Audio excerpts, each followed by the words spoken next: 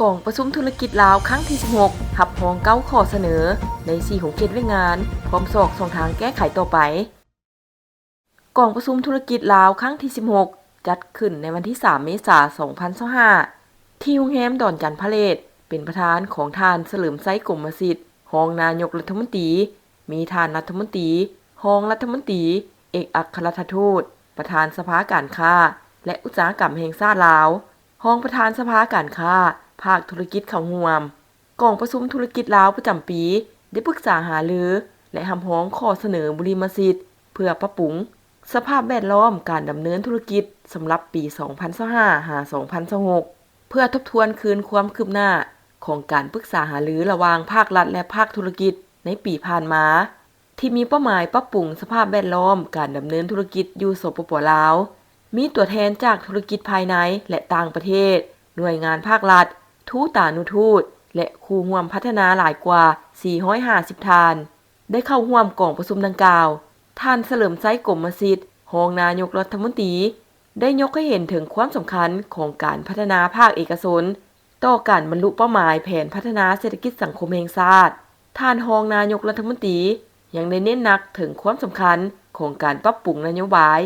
และการดำเนินงานของภาครัฐบาลต่อการสร้างสภาพแวดล้อมในการดำเนินธุรกิจให้มีความสะดวกสบายเพื่อประกอบส่วนในการขับเคลื่อนการเติบโตของเศรษฐกิจและการลดพรความทุกข์ยากกองประชุมครั้งนี้ได้แสดงให้เห็นการสนับสนุนอย่างกว้างขวางของรัฐบาลต่อขบวนการปรึกษาหารือที่เป็นระบบภายใต้กลไกกองประชุมธุรกิจลาวต่อการกำหนดและแก้ไขปัญหาสำคัญที่ส่งผลกระทบต่อภาคธุรกิจในประเทศผู้ต่างหน้าจากภาคธุรกิจยังได้กล่าวสมเสยต่อความพยายามของรัฐบาลในการปรับปรุงสภาพแวดล้อมในการดำเนินธุรกิจโดยได้ยกให้เห็นผลสำเร็จที่สำคัญในระยะผ่านมาเช่นการลดพรเวลาและค่าใช้จ่ายในการเริ่มต้นธุรกิจรวมทั้งการลดจำนวนรายการกิจการในบัญชีกิจการควบคุมการพัฒนาระบบขึ้นทะเบียนวิสาหกิจแบบอิเล็กทรอนิกส์การปรับปรุงระบบช่วยสหกรณ์สำหรับ SMEs การส่งเสริมการนำใช้วิธีการอิงใส่ความเสี่ยงในการออกอนุญาตดำเนินธุรกิจในบางแขนงการปรับปรุงการเข้าถึงข้อมูลข่าวสารด้านกฎหมายและระเบียบการที่เกี่ยวข้องกับการค้าและการลงทุนการจัดตั้งปฏิบัติข้อผูกมัดต่างๆในข้อตกลงการค้าสองฝ่ายภาคพื้นและสากลอย่างต่อเนื่องและการฝึกอบรมสร้างขีดความสามารถให้แก่ MSMEs ภาคธุรกิจและหน่วยงานเกี่ยวข้องของรัฐบาลได้ห้ามฮ้องเอา12ข้อเสนอบุริมสิทธิ์สำหรับปี 2024 5 ปี 2025 ที่มีเป้าหมายเพื่อปรับปรุงขั้นตอนการเริ่มต้นธุรกิจและการลงทุนอำนวยความสะดวกให้แก่การค้าปรับปรุงระบบช่วยสหกรณ์การส่งเสริมเสถียรภาพของแขนงการธนาคารและการเงินปรับปรุงคุณภาพของการสนองและส่งเสริมการพัฒนาแบบยืนยงของแขนงพลังงานไฟฟ้าปรับปรุงนโยบายและมาตรการส่งเสริมแขนงท่องเที่ยวและปรับปรุงการเข้าถึงให้งานของภาคธุรกิจในนั้นมี3ข้อเสนอได้รับการแก้ไขสำเร็จสมบูรณ์มีความคืบหน้าหลายและบ่จำเป็นปรึกษาหารือต่อมี3ข้อเสนอมีความคืบหน้าหลายแต่ยังบ่ทันแก้ไขสำเร็จสมบูรณ์มี5ข้อเสนอและ1ข้อเสนอบ่สามารถแก้ไขได้เนื่องจากข้อจำกัดที่มีเหตุผล